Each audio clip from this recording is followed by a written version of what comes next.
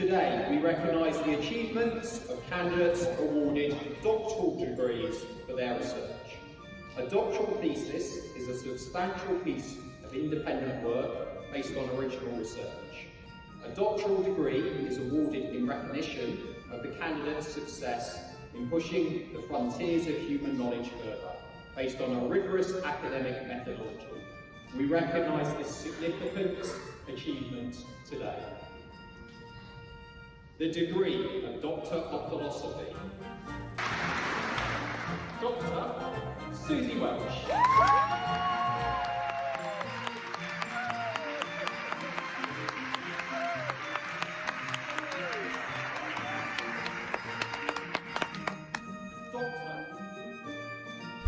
All right. Well, there it is. You heard the claps. It happened. It happened. I did it. I walked across the stage at the University of Bristol in Bristol, England, and I got my PhD. And we're going to talk about that on today's podcast, but not really that. I mean, we're going to talk about something else. I'm going to tell you about the experience. By the way, this is the hat you wear when you're a PhD. Okay, that's why I'm wearing this gigantic floppy hat. And you can make the case that I went and got my PhD just so I could wear this hat. It's kind of spectacular. It's velvet and everything, but I think I might even just take it off for a moment because it looks good, but it doesn't feel that great. All right, goodbye hat. I want to tell you about in today's podcast, not my velvet hat, but 4 crazy, important, transformative things I learned on the way to getting my PhD. And I think they may be happening or relevant to you as you are on your journey to whatever destination it is you are going to. If it's a new job, if it's a new role in life, if it's a new relationship, we are all metamorphosizing. And I metamorphosized to become a PhD. And I learned 4 really important things about myself. And I want to share them with you because I would love you to learn them about yourself, possibly no matter where you are. If you're just coming out of school, if you're in school, if you're going into your 3rd half, you're retiring, or you just had a kid. So I want to take you on the journey with me. It has a happy ending because I got the PhD, and it's kind of a surprise ending when you hear my 4th takeaway from the whole ding dang thing. And so I hope you are ready for the journey we're going to go on together. By the way, let me tell you who I am and what we're doing here. I'm Suzy Welch. I am a professor of management practice at NYU Stern School of Business, where I teach a class on management, right? But I also teach this class called Becoming You, which was what this podcast is named after. Becoming You is a methodology that leads you to figure out what your purpose is, what you should do with your life. And students at NYU in Stern, the business school, take it, but I also teach it in open enrollment in 3-day workshops. I've taught it to thousands of people at this point, and I have a book about it. And so I teach Becoming You, but I'm also a person who is becoming. That ing part is really important. You are becoming. I mean, we are never done becoming. And I learned a lot in this last phase of me becoming. You know, look, this whole podcast is about finding out what you were meant to be and going on that journey. We are all on a journey. I mean, I know maybe it sounds cliche to say we're all on a journey, but guess what? Sometimes cliches exist because they're true. We are. The minute you think you're not on a journey anymore, that's not good. And so sometimes we have to push ourselves on the journey. Sometimes the journey is exhausting, but the journey is meant to teach us. It is all about the journey. So come with me on my journey to getting my PhD. One of the craziest things I ever did, and maybe that's why it taught me so much. So let's start with the first thing that I learned, and it goes back to the origin story of me getting my PhD. You know how old that origin story is? I got my MBA at the fancy pants Harvard Business School in 1988. I graduated. That's how old I am. And while I was there, I was a good student. Man, I was a good doobie. First of all, I didn't think I should have gotten in. And so I went in with this gigantic chip on my shoulder thinking, I have no idea why they've accepted me. Why? Because I'd been a crime reporter in Miami when I decided I wanted to actually switch over to business, and therefore thought, well, I'm here in Boston. Why don't I just apply to business school? And I did this whatever. I applied to Harvard Business School and they let me in. And I got there and I thought, well, I certainly don't belong here with all these bankers and all these consultants. I've got to work harder and prove myself deeper. And I got to get up to bat every single day and hit a home run. And so I studied. And that made me much better at school than all the kids who were there to network and party, God bless their little souls.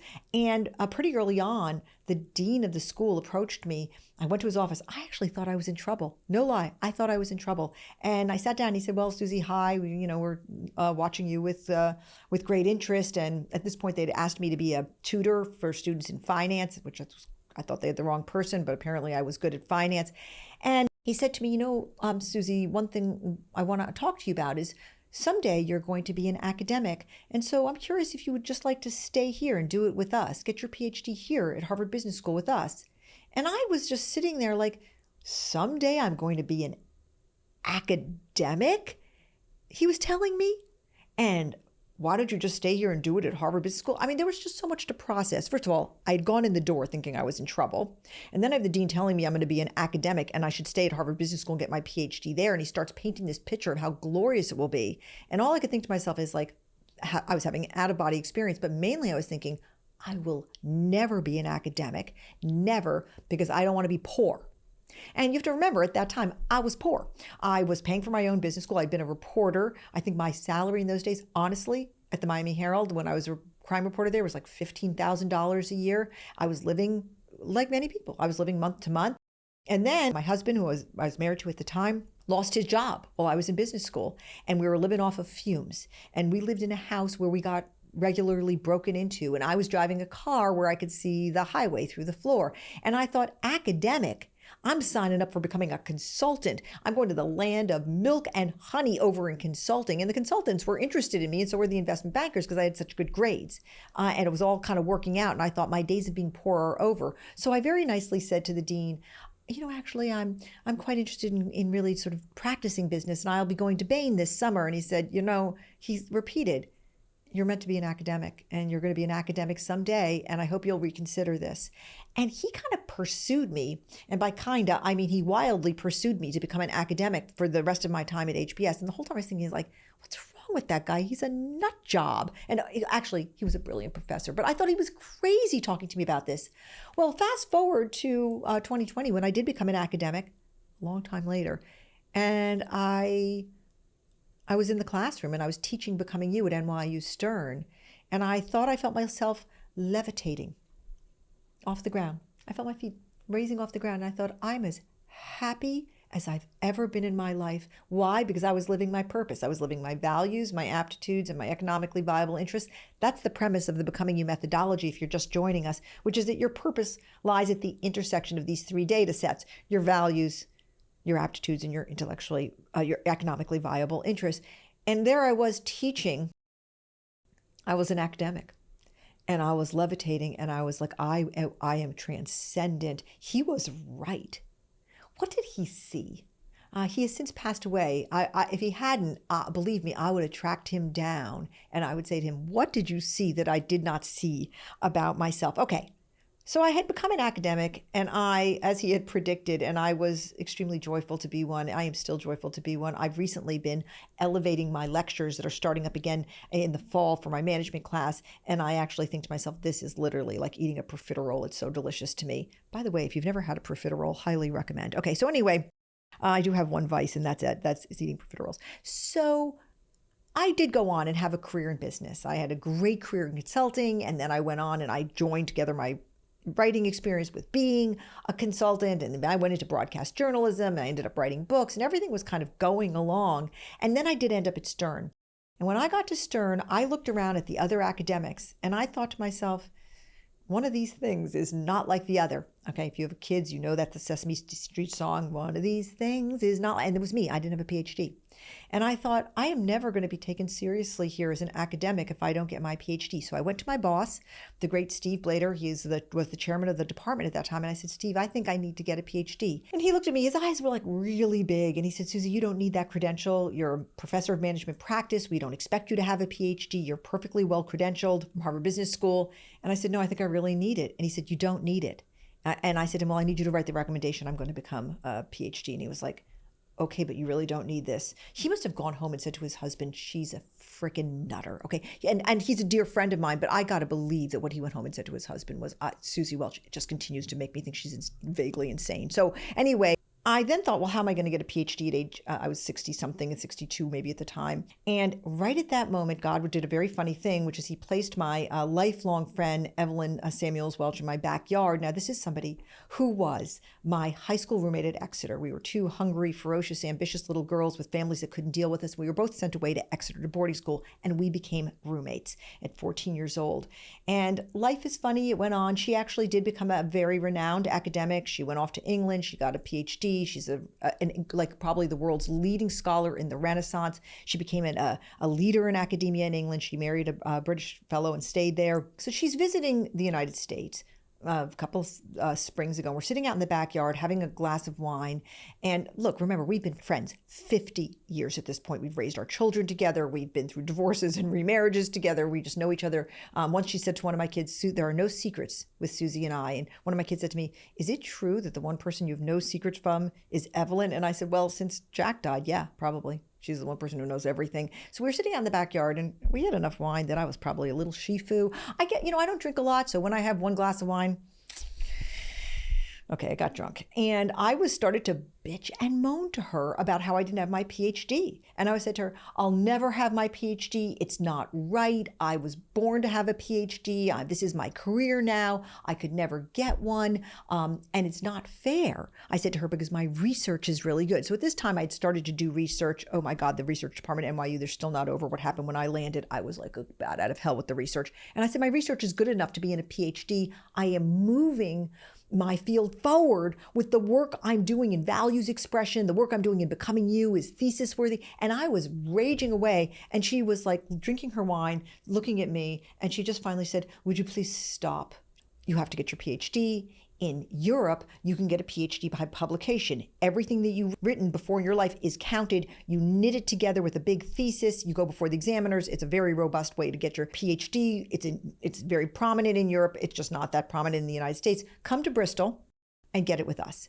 And she said, I'm going to have to separate myself totally from you. We're not going to be able to talk for a few years because of our relationship. So this is a legitimate, high integrity process, but come and get it with us. I can open the doors to you. You're going to have to get in and all those other things. And I'm going to wave goodbye to you during the process, but shut up, Suzy, and just get your PhD. And I said, okay. After I got over myself, and I applied, and that Professor Steve Blader wrote one of my recommendations. The great Sonia Marciano, a strategy professor, wrote the other recommendation. I got in. I started the process. I got my thesis advisors. Evelyn and I had to agree to code of silence. We couldn't discuss anything I was doing. We did continue to discuss our children because that's what mom friends do. But we couldn't discuss anything around my thesis. And I went ahead and I started writing it. And a lot of times it was so hard that late at night, I would think to myself, why are you doing this? Why are you doing this? What's wrong with you? Okay? And have you had those thoughts? Have you thought, why are you doing this? What's wrong with you? I started to really beat myself up. And I happen to be a big advocate for the Enneagram. It's a personality type indicator. I use it in my class. If you don't know about Enneagram and you break your leg and you have 3 months where you can't do anything, go down the rabbit hole of Enneagram. You're going to learn a lot. I love it. I'm a type 3. That means I'm an achiever. And I often use this type to explain myself to the world. I say, I'm an achiever, Enneagram type 3. It means I live for the claps. I'm validated by the claps. You go, Suzy. Good girl. You did it. And I started to tell myself, and I started to tell the world, I am getting my PhD because I'm an Enneagram type 3. I'm an achiever. I need the claps. And I kind of hated it, but I thought that was the truth. And I used that as the explanation. And then I got my PhD. It was honestly, the hardest thing I've ever done. And after it was over, an interesting thing happened. For the integrity of the process, we decided that my board of examiners had to be killer. Because again, I was friends with the president of the university. And so my thesis advisor said, who's the toughest, most respected, most renowned expert in your field in the United States? Forget the Brits. Let's bring in the Americans. And I said, well, that would be Bob Sutton at Stanford. And they said, do you think you could ask Bob Sutton to be one of your examiners? And I said, well, I've known him since I was at the Harvard Business Review, when I used to edit him. So I asked him and he said, yes. This was terrifying because this is like bringing in God, okay, to judge your behavior. And so he was my examiner and he was brutal. Like actually during the examination, there were other thesis examiners, but during it, I actually thought, oh my God, I'm not going to get my PhD. This is so hard. I thought Bob Sutton liked me. And I think actually at a certain point in my examination, I was on the verge of tears. I thought, oh, I'm not going to pass. It was like an hour and a half, 2 hours in. And I think Bob saw my face and he said, oh, Suzy, you're going to pass, but this is what we have to do. And I was like, oh, I'm actually going to pass? That's how hard it was. I thought I was going to flunk in the examination because he was coming at me. So when it was all over, I wrote him to thank him because I learned a lot during the examination and they did make the thesis better and I did pass. And afterwards, he wrote me an email back. And I think I'm just going to read it to you, one line from it, because it's what I learned in this whole process. I'm going to try not to cry. He said, Suzy, you were and are remarkable, one of the most amazing and brave people I've ever met. I think I've stared at that word brave. I looked at this email. I could barely function the day after I got it because he gave me this word, which was that I was not a little achiever girl, that maybe I was just brave. This was just a whole other way of understanding me that was not mean. Like I'm mean to myself. I'm like, you just want to hear the claps. Why are you so driven? Why are you so intense? Why can't you stop? But what he said was I was just brave. And I thought, why can't I tell myself I'm brave? Maybe I am. I think I might be.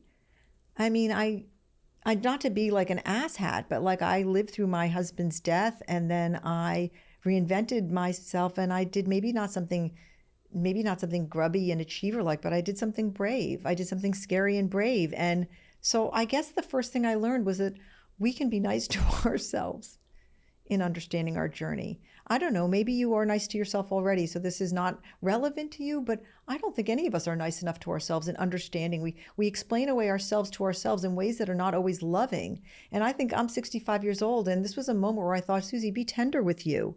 Stop picking on you.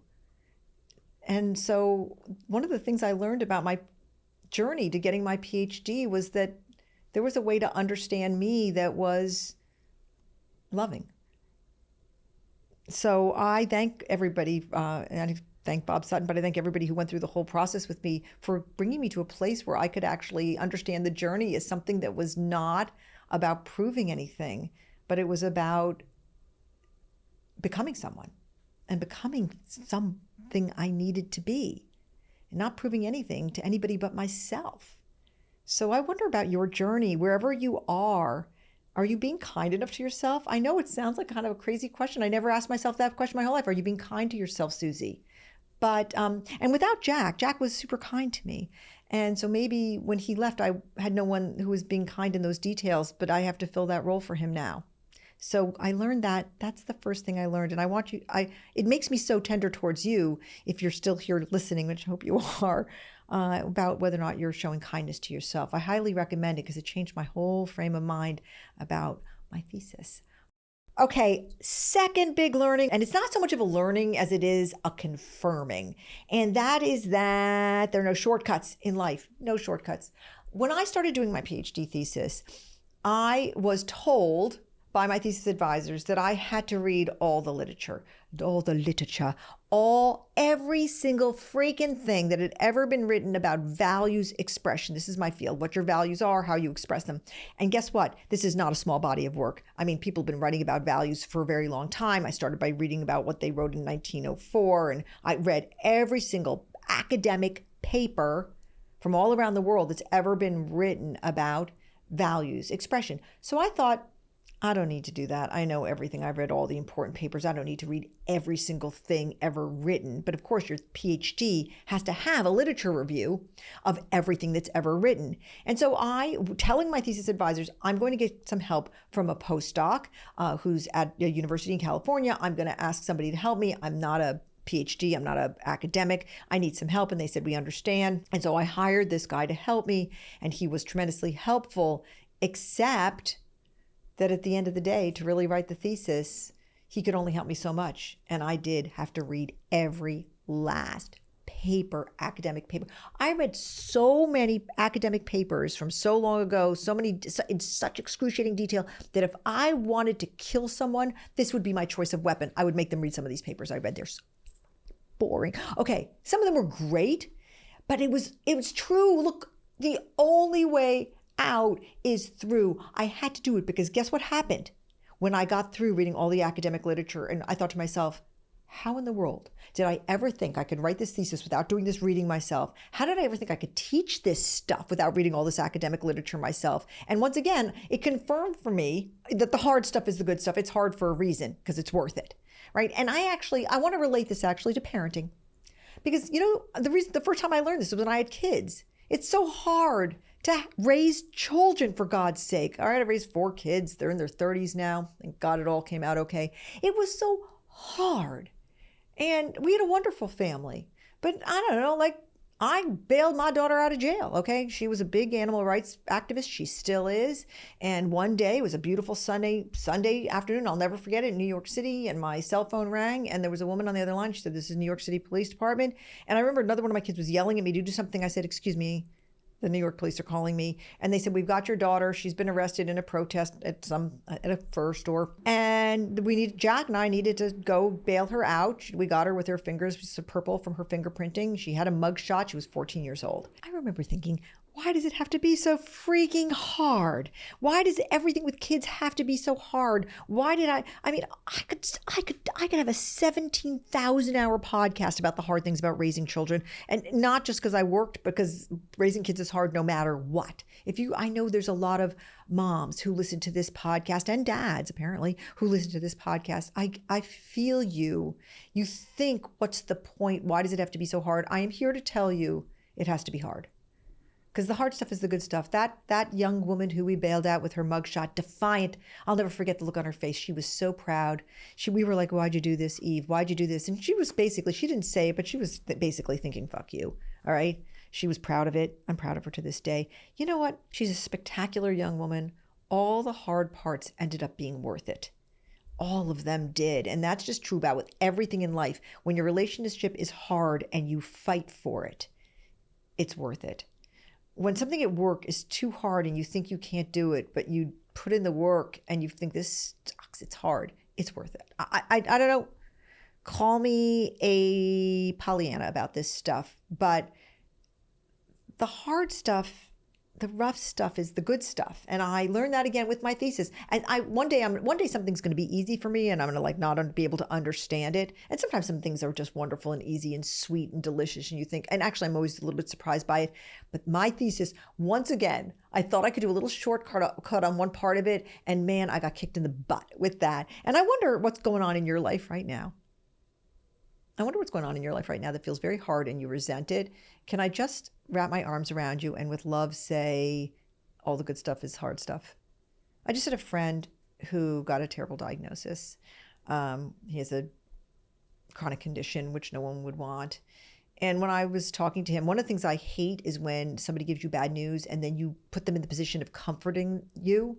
Like you tell them bad news and then you feel sad and they've got to comfort you. I didn't want to do that to him, because when Jack died, people would cry and I'd be finding myself telling them everything was going to be okay. And I was like, wait, who's the sad person here? So I shifted the conversation to talk to him about the advances in this disease's control. And I know they're making advances all the time, but also I just said to him, I just want you to know I'm going to be your friend forever and ever, through the thick and the thin. And there's going to be some hard stuff. And there's no way around it. We got to face this together.